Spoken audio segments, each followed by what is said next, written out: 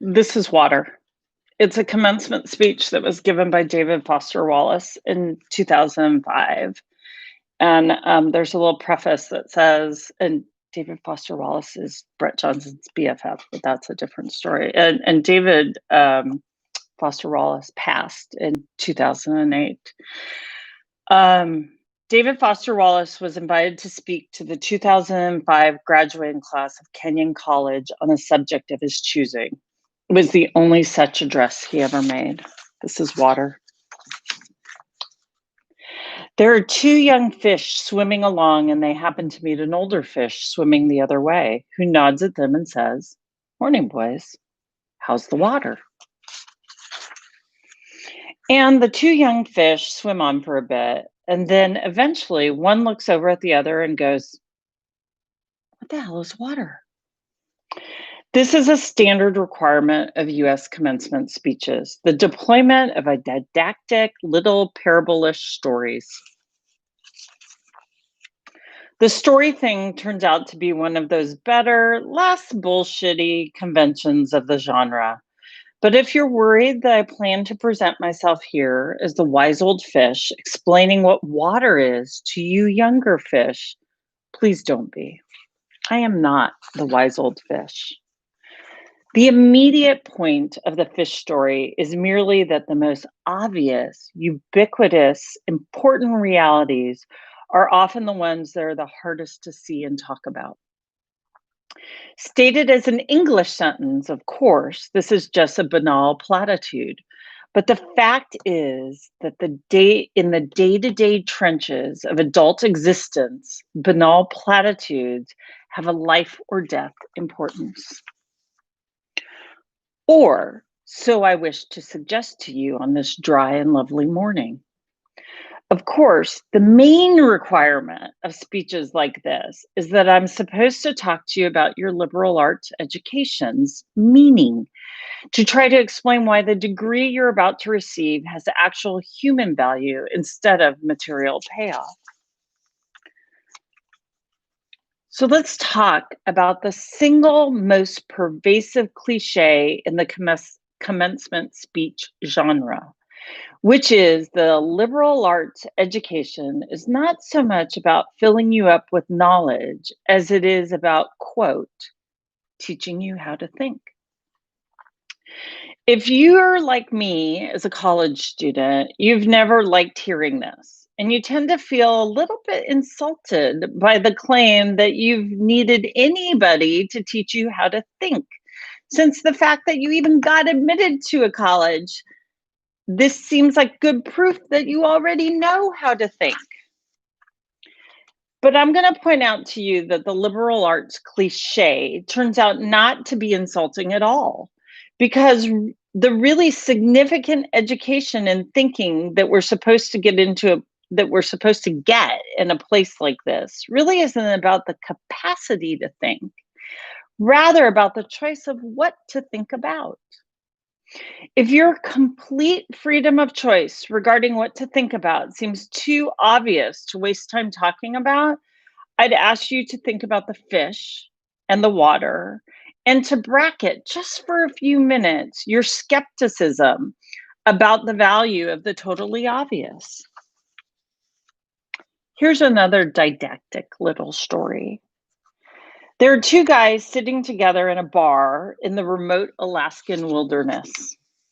One of the guys is religious, the other is an atheist. And they're arguing about the existence of God with that special intensity that comes after the fourth beer. The atheist says, "Look, it's not like I don't actually have reasons for not believing in God. It's not like I haven't ever experimented with the whole God and praying thing. Just last month, I got caught off away from the camp in that terrible blizzard, and I couldn't see a thing, and I was totally lost, and it was 50 below. And so I did. I tried it. I fell to my knees in the snow and cried out, 'God, if there is a God, I am lost in this blizzard, and I'm going to die if you don't help me.' And now in the bar, the religious guy looks at the atheist all puzzled. 'Well, then, You must believe now, he says. After all, you're here, you're alive. The atheist rolls his eyes like the religious guy's a total simp. No, man. All that happened was a couple of Eskimos just happened to come wandering by and they showed me the way back to camp.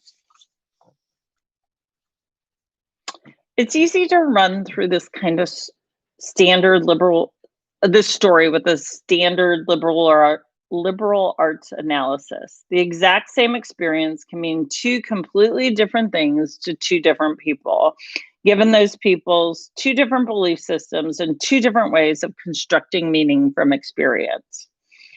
Because we prize tolerance and diversity of belief, nowhere in our liberal arts education do we want to claim that one guy's interpretation is true and the other guy's interpretation is false or bad, which is fine, except we also never end up talking about just where these individual templates and beliefs come from, meaning where they come from inside the two guys. If a person's most basic orientation toward the world and the meaning of his experience were somehow automatically hardwired, like height or shoe size, or absorbed from the culture, like language, as if how we construct meaning were not actually a matter of personal, intentional choice, of conscious decision. Plus, there's the matter of arrogance.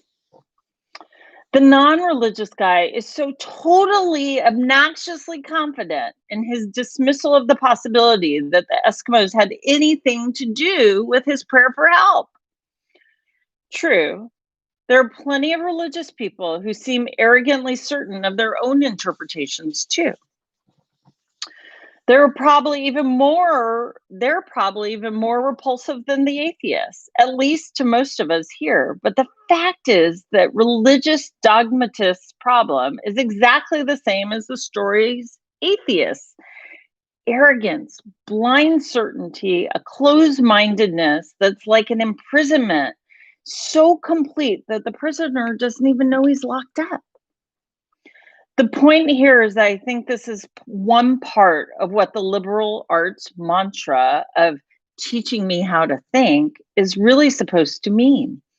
To be just a little less arrogant, to have some critical awareness about myself and my certainties.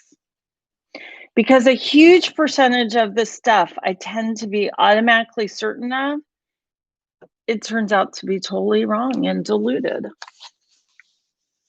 I have learned this the hard way, as I predict you graduates will too.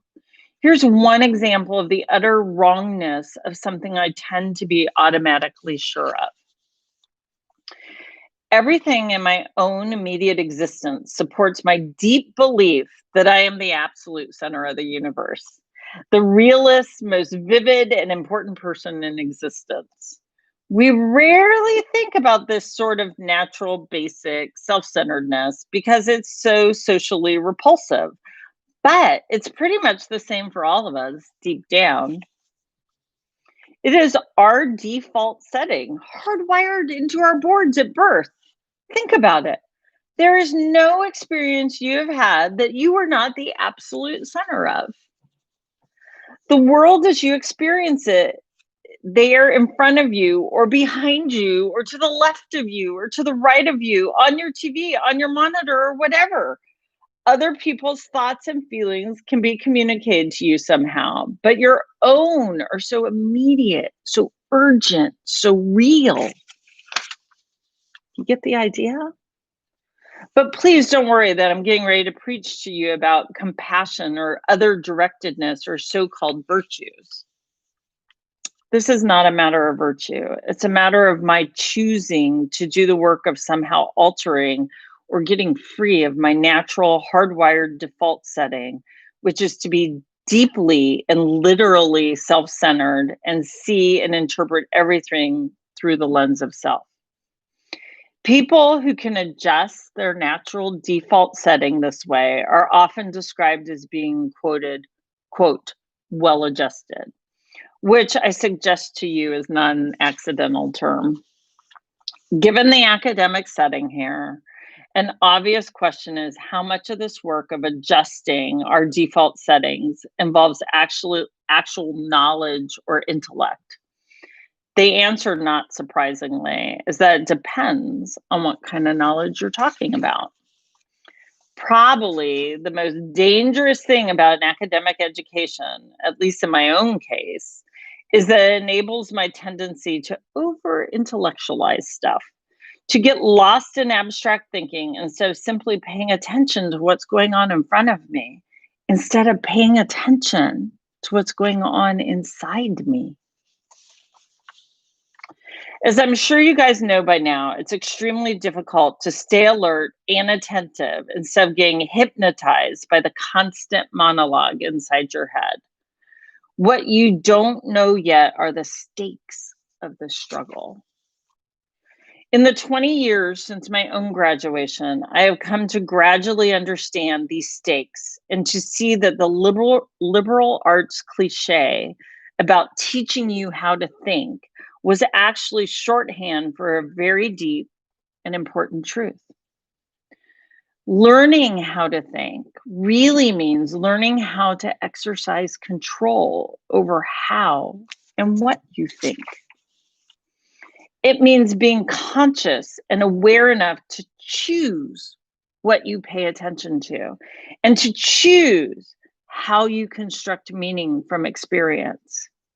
Because if you cannot or will not exercise this kind of choice in adult life, you'll be totally hosed.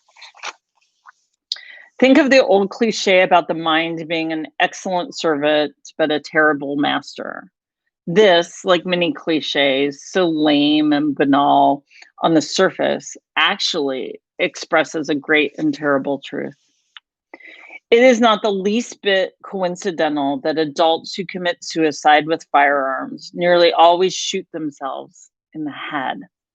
And the truth is that most of these suicides are actually dead long before they pull the trigger. And I submit that this is what the real no shit value of your liberal arts education is supposed to be about. How to keep from going through your comfortable, prosperous, respectable adult life dead, unconscious, a slave to your head and to your natural default setting of being uniquely, completely, imperially alone day in and day out. This may sound like hyperbole or abstract nonsense. So let's get concrete. The plain fact is that you graduating seniors do not have any clue what day in and day out means. There happens to be a whole large parts of adult American life that nobody talks about in commencement speeches. One such part involves boredom, routine, and petty frustration. The parents and older folks here will know all too well what I'm talking about. By way of example, let's say it's an average adult day. You get up in the morning, go to your challenging white collar college graduate job, and you work hard for 9 or 10 hours. And at the end of the day, you're tired, you're stressed out, and all you want to do is go home and have a good supper and maybe unwind for a couple hours, then hit the rack early because you have to get up and do it all over the next day. But then you remember there's no food at home. You haven't had time to shop this week because of your challenging job. And so now after work, you have to get in your car and drive to the supermarket. At the end of the workday, the traffic's very bad. So getting to the store takes longer than it should. And when you finally get there, the supermarket is very crowded because, of course, it's the time of day when all the other people with jobs also try to squeeze in some grocery shopping. And the store is hideously, fluorescently lit and infused with soul-killing music or corporate pop. And it's pretty much the last place you want to be. But you can't just get in and get out quickly. You have to wander all over the huge, overlit stores, crowded aisles to find the stuff you want. And you have to maneuver your junky cart through all the other tired, hurried people with carts. And of course, there's always the glacially slow old people and the spacey people and the ADHD kids who all block the aisle, and you have to grit your teeth and try to be as polite as you can to ask to get by them. And eventually, finally, you get your supper supplies. Except now it turns out there aren't enough checkout lanes open, even though it's the end of the day rush. So the checkout line is incredibly long, which is stupid and infuriating. But you can't take your fury out on the frantic lady working at the register who is overworked at a job whose daily tedium and meaninglessness surpass the imagination of any of us here at a prestigious college. But anyway, you finally get to the checkout line's front and you pay for your food and wait to get your check or card authenticated by a machine, and you get told to have a nice day in a voice that is absolutely the voice of death. And then you have to take your creepy, flimsy plastic bags of groceries in your cart with one of those crazy wheels that pulls maddeningly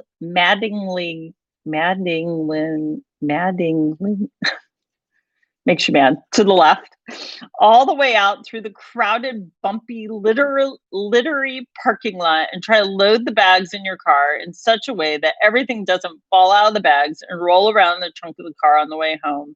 And then you have to drive all the way home through slow, heavy, SUV intensive rush hour traffic, etc., etc. Everyone here has done this, of course, but it hasn't yet been part of you graduates' actual life routine, day after week, after month, after year. But it will be, and many more dreary, annoying, seemingly meaningless routines beside.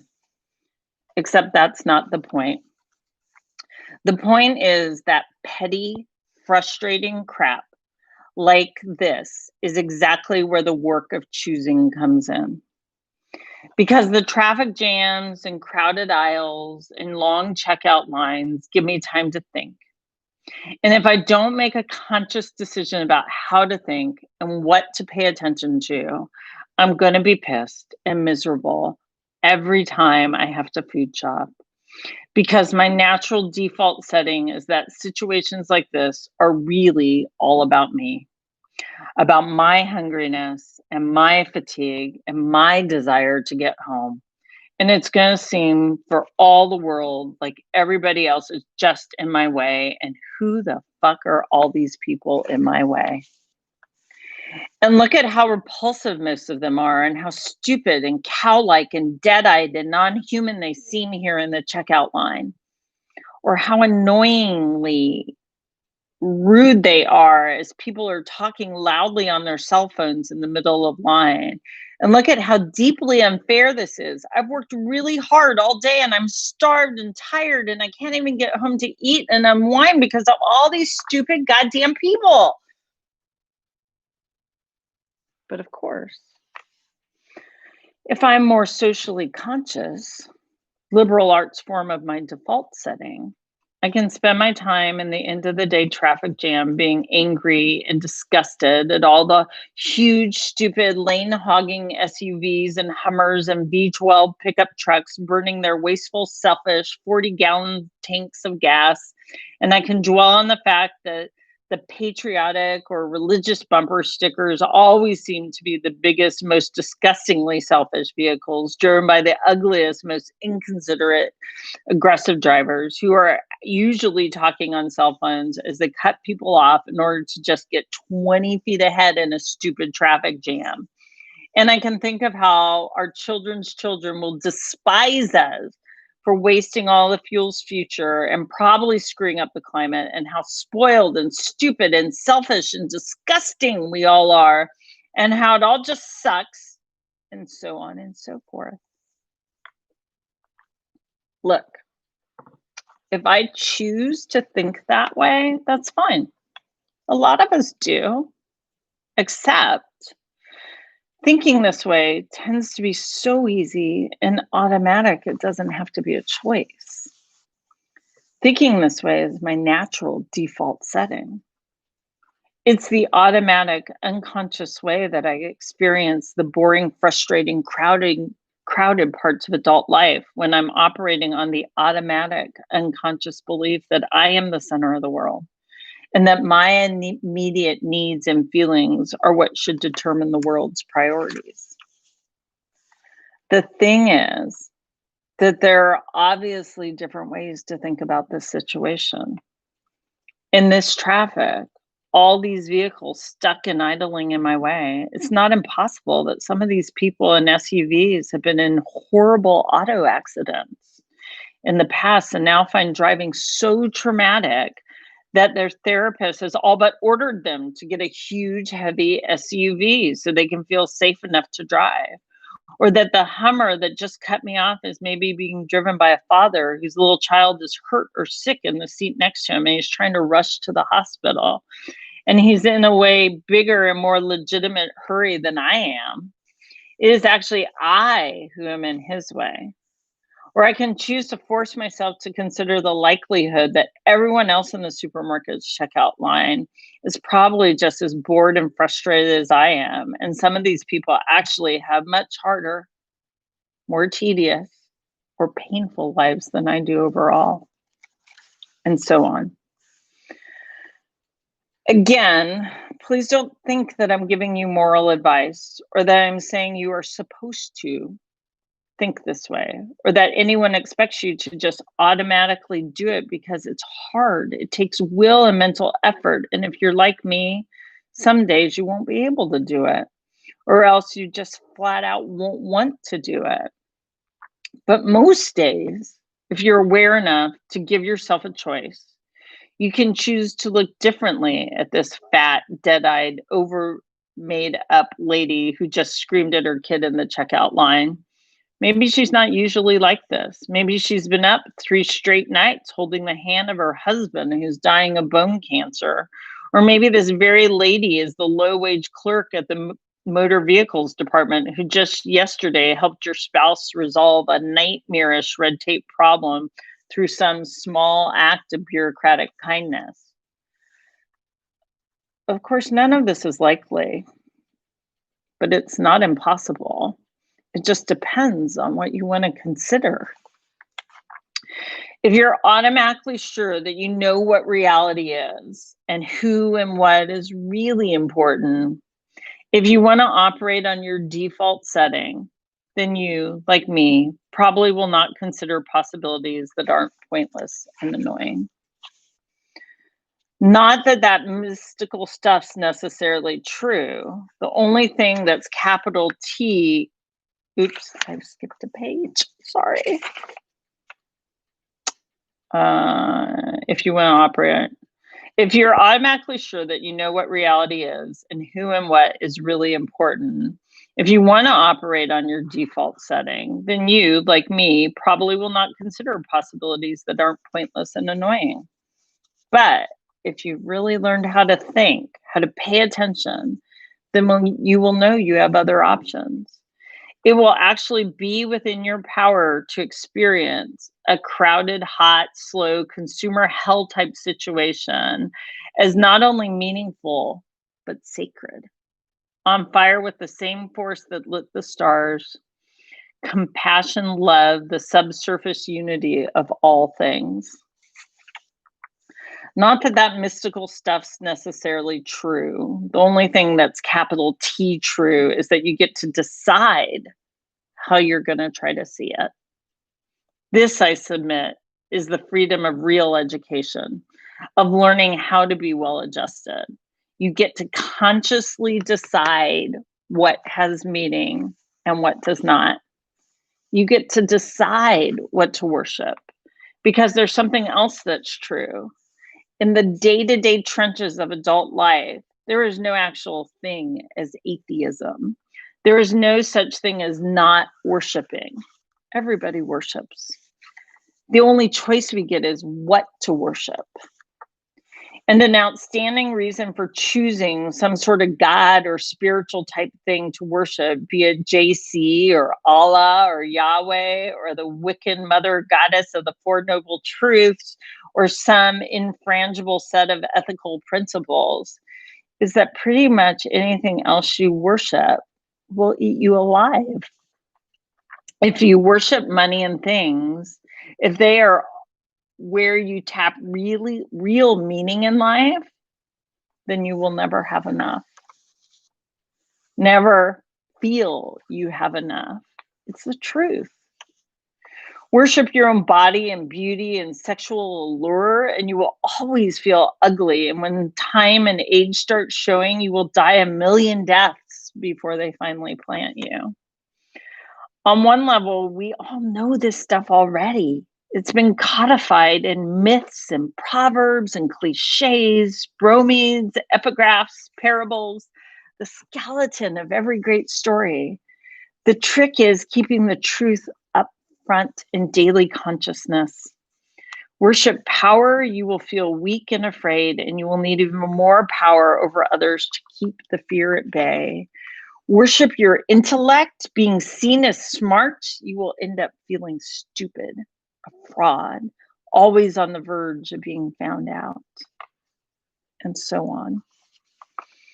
Look, the insidious thing about these forms of worship is not that they're evil or sinful, it is that they are unconscious. They are default settings. They're the kind of worship you just gradually slip into day after day, getting more and more selective about what you see and how you measure value without ever being fully aware of what you're doing. And the so-called real world will not discourage you from operating on your default settings, because the so-called real world of men and power and money hums along quite nicely on the fuel of fear and contempt and frustration and craving and the worshiping of self. Our own present culture has harnessed these forces in ways that have yielded extraordinary wealth and comfort and personal freedom. The freedom to be lords of our tiny skull-sized kingdoms, alone at the center of all creation. This kind of freedom has much to recommend it. But of course, there are all kinds of different freedoms. And the kind that is most precious, you will not hear much about talked in the great outside world of winning and achieving and displaying. The real important kind of freedom involves attention and awareness and discipline and effort and being able truly to care about others and to sacrifice for them over and over in myriad, petty, little, unsexy ways every day. That is real freedom. That is being taught how to think. The alternative is unconsciousness, the default setting, the rat race, the constant gnawing sense of having had and lost some infinite thing. I know that this stuff probably won't sound fun and breezy or grandly inspirational the way a commencement speech central stuff should. What it is, so far as I can see, is the truth, without a whole lot of rhetorical bullshit paired away. Obviously, you can think of it whatever you wish, but please don't dismiss it as if it were some finger-wagging Dr. Laura sermon.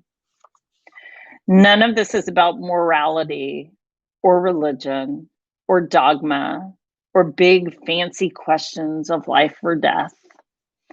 The capital T truth about life before death is about life before death. It is about making it to 30 or maybe even 50 without wanting to shoot yourself in the head.